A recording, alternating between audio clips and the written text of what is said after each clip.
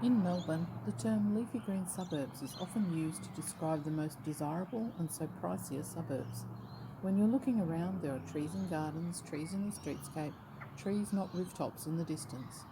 The trees create a natural, ever changing vista, which is preferable to a sea of concrete boxes and tiled roofs. Then along comes a developer and turns that run-down eyesore in the street into this, an empty block. Compared to what was there before, that might seem like an improvement. But what if that's done to every block in the street? Soon the leafy green suburb would become a distant memory. It's not hard to understand why a developer wants a blank canvas to work with. Requirements around garden space and open space are getting harder to meet while still achieving a good outcome in terms of house design in a small space. Trees can get in the way during construction.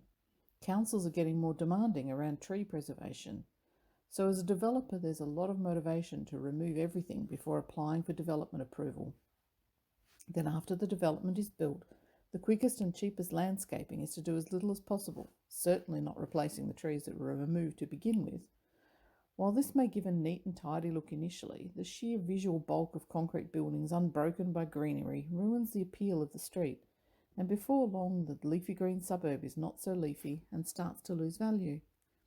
Melbourne does have a proud history of providing trees on nature strips, but as a developer it's worth remembering that street appeal means a lot to a potential buyer or renter, and so taking steps to preserve or replace trees within the boundary of your property is in your best interests too.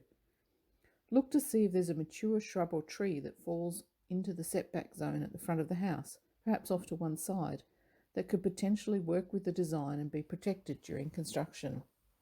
Or as part of the landscaping, aim to plant at least a couple of more mature trees that can grow into bigger ones, so they break up the bulk of the building initially and down the track provide shade to the building and beauty to the streetscape.